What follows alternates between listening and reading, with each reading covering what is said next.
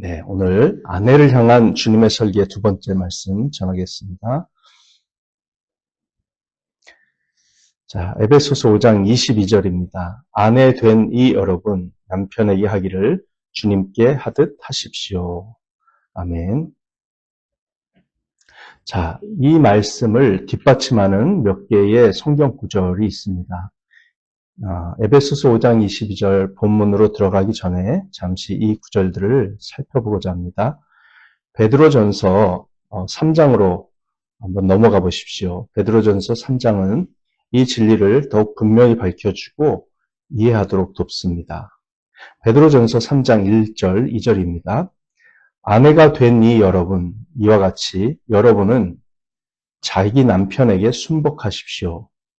그리하면 비록 말씀에 복종하지 않는 남편일지라도 말을 하지 않고도 아내 여러분의 행실로 말미암아 구원을 얻게 될 것입니다. 그들이 여러분의 경건하고 순결한 행실을 보고 그렇게 될 것입니다. 아멘. 자, 여기서도 에베소서 5장과 똑같은 주제가 반복되고 있습니다.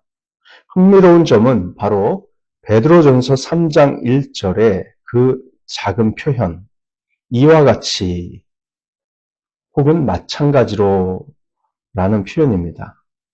그렇다면 아내가 남편에게 순복해야 하는 이유로서 사도 베드로는 2장부터 어떤 일관된 설명을 하고 있다는 것을 알 수 있습니다.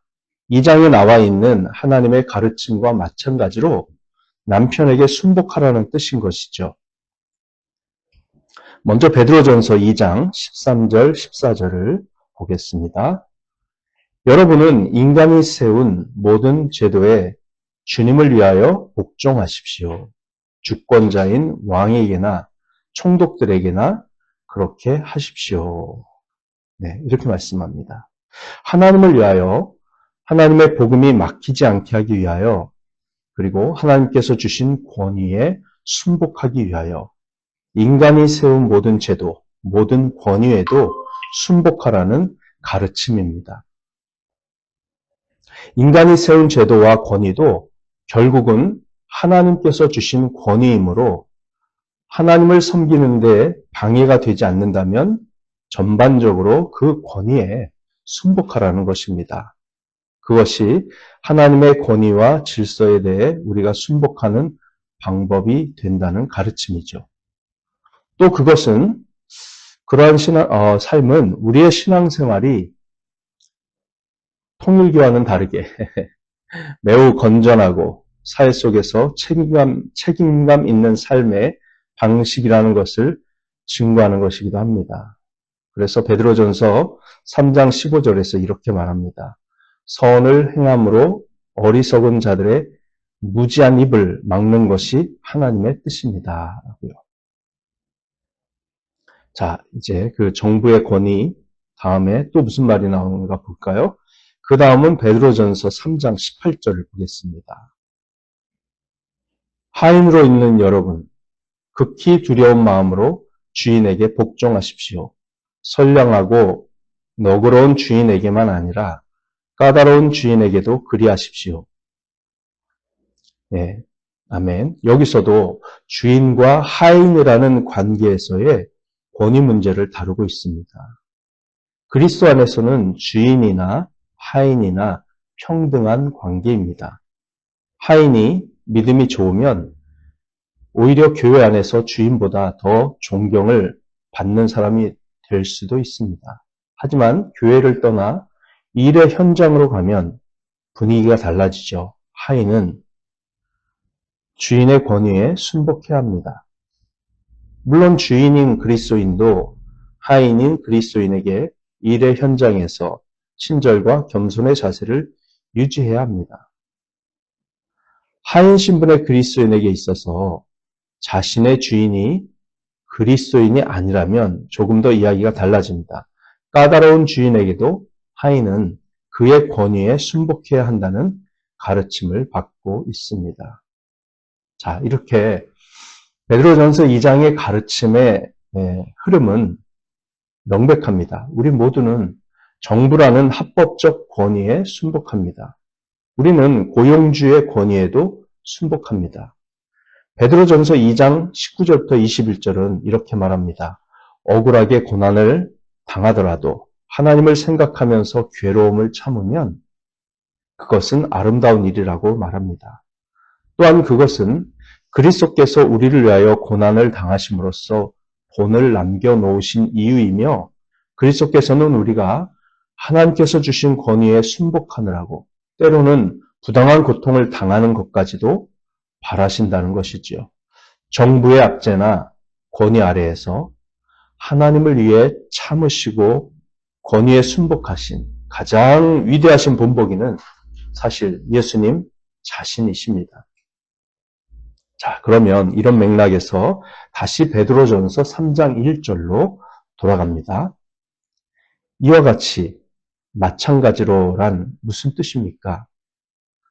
정부가 선하든 악하든 고용주가 선하든 불합리하든 그들의 권위에 순복해야 하는 것과 마찬가지로 예수님께서 부당하게 고통받으셨으나 오직 하나님께 자신을 맡기셔서 하나님의 뜻과 권위에 순복하신 것과 같은 방식으로 아내된 여러분은 남편에게 순복하십시오라는 뜻이 됩니다. 여기에 감추어져 있는 것은 남편에게 순복할 때 그 남편이 어떤 사람이든 정말 중요하지 않다는 것입니다. 베드로전서 3장 1절 이하는 이렇게 말하죠. 그리하면 비록 말씀에 복종하지 않는 남편일지라도 말을 하지 않고도 아내 여러분의 행실로 말미암아 구원을 얻게 될 것입니다. 그들이 여러분의 경건하고 순결한 행실을 보고 그렇게 될 것입니다. 라고 말하고 있기 때문입니다. 이런 남편의 범위에는 구원받지 못한 남편들이 명시되어 있지만 그리스도를 믿는다고 고백했음에도 불구하고 성경에 때때로 순종하지 않는 자들도 포함될 수 있다는 암시가 있습니다. 만약 남편이 하나님의 말씀에 정면으로 반대되는 일을 하라고 한다면 순종해서는 안 되겠지요. 그러나 그 외에는 남편에게 순종해야 합니다. 여러분에게는 아내된 여러분에게는 시련이 되는 남편이 있습니다. 그가 구원받지 못한 불신자이거나 하나님께 불순종하는 신자라서 여러분이 남편에게 바라는 모든 희망과 기대를 그가 충족시키지 못하기 때문입니다. 그는 여러분이 바라는 모습에 미치지 못합니다. 여러분은 크게 실망했습니다. 때로 여러분은 그의 권위주의 아래에서 괴로워합니다. 그 남편은 여러분의 감정을 별로 신경 쓰지 않는 것 같습니다. 그러나 그럴수록 더욱 순종해야 하고 존중하는 태도를 그에게 보여야 합니다. 베드로의 가르침에 따른다면 외모를 단장하고 아름답게 꾸미는 것만으로는 부족합니다. 여러분의 마음을 하나님의 눈에 귀해 보이는 덕으로서 단장해야 합니다. 물론 이런 가르침은 여러분의 개성을 죽여야 한다는 뜻이 아닙니다. 로봇가 되어야 한다는 뜻도 아닙니다.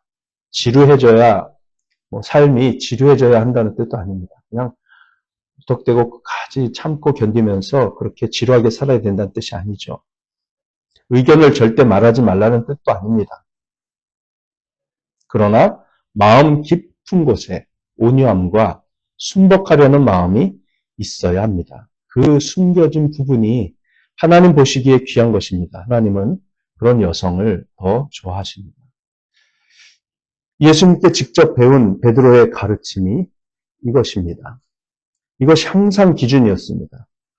바울의 가르침도 같습니다. 바울이나 베드로의 편견이거나 혹은 남성 우월주의도 아닙니다. 그들이 갑자기 만들어낸 것도 아닙니다. 하나님은 항상 여성이 온유하고 조용한 마음을 가지길 원하셨습니다. 직장과 사회 속에서는 남녀 평등을 추구해야 합니다. 하지만 가정 안에서는 남편에게 순종해야 합니다. 그것이 하나님의 일관적인 뜻입니다. 고린도전서 11장 3절은 이렇게 말씀해요. 또 다른 본문인데요. 고린도전서 11장 3절. 각 남자의 머리는 그리스도요. 여자의 머리는 남자요. 그리스도의 머리는 하나님이신 것을 여러분이 알기를 바랍니다. 라고 말하고 있습니다. 그리고 그 밑에 고린도전서 11장 8절 9절은 이렇게 말합니다. 남자가 여자에게서 난 것이 아니라 여자가 남자에게서 났습니다.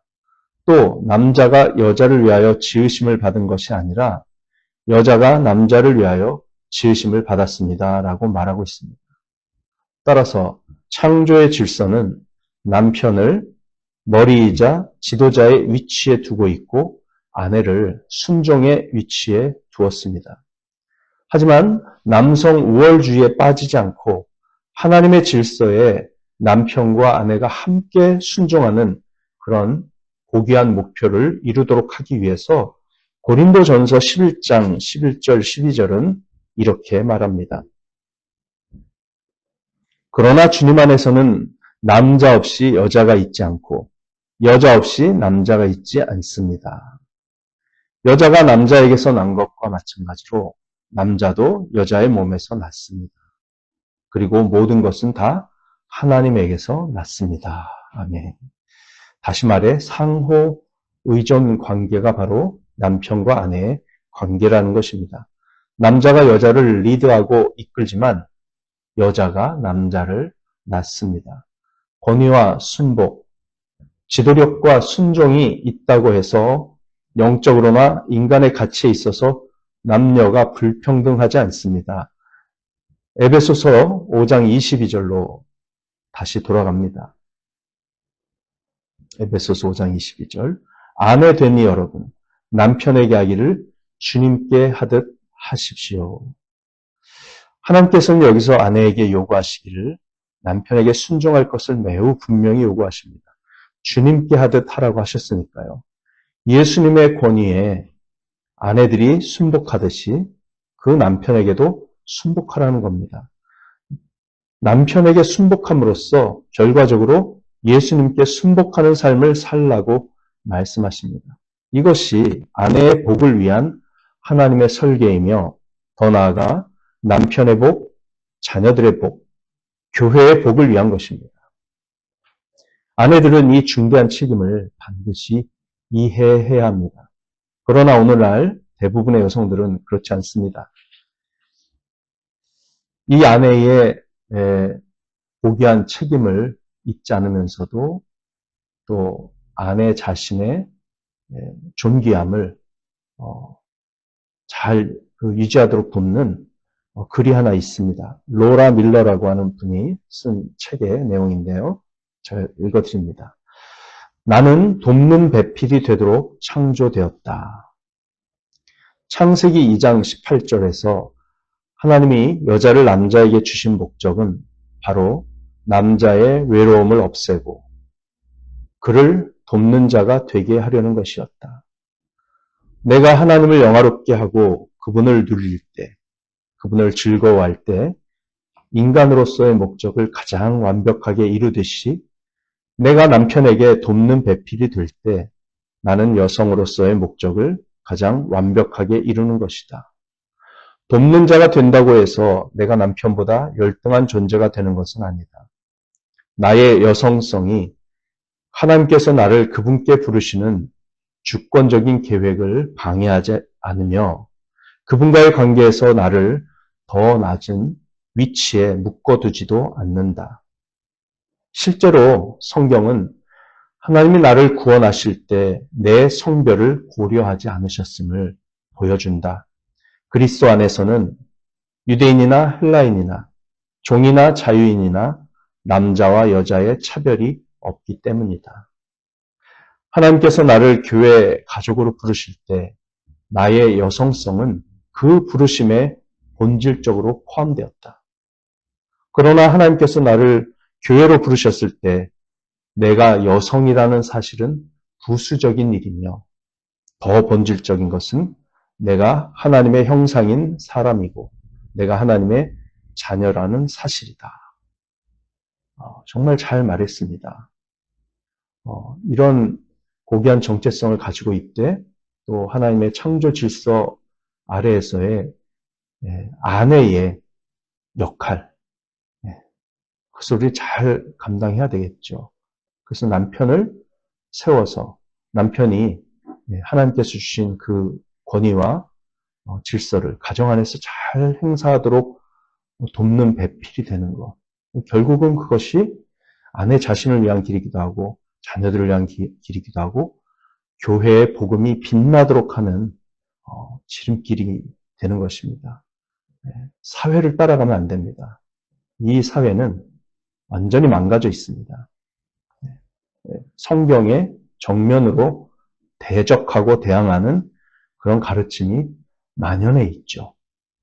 남녀 평등은 고귀한 가치입니다. 그러나 가정에서는 아내는 남편의 권위 아래에 있습니다. 이 사실을 잊어버리면 교회도 망가지고 복음도 망가지고 여성도 망가지고 자녀들도 망가지고 남편도 망가집니다. 하나님의 교훈도 망가집니다.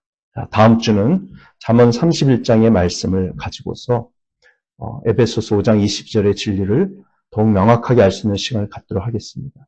여기까지만 들으면 왜 여자들만 때리세요? 뭐 이런 느낌을 받을 수 있는데 이 남편에 대한 가르침을 이제 우리가 생각할 때 또 엄청난 메시지들이 있습니다. 그러니까 조금 참고 들으십시오. 그때까지 기도하시겠습니다. 하나님 감사합니다.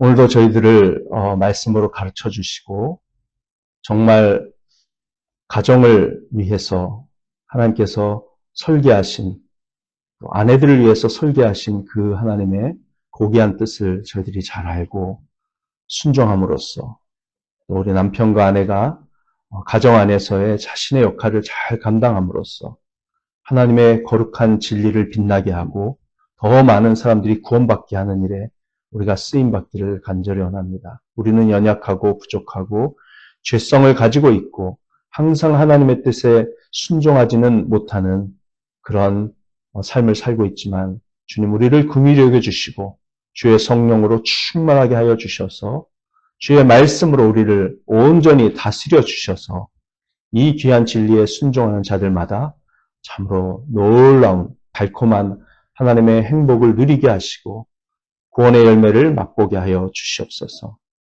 기도할 때 도우시고 인도하실 주님을 기대하고 감사하며 예수님의 이름으로 기도합니다. 아멘. 사랑하고 축복합니다. 오늘도 복된 하루 보내시기 바랍니다. 기도로 승리하는 시간 갖겠습니다.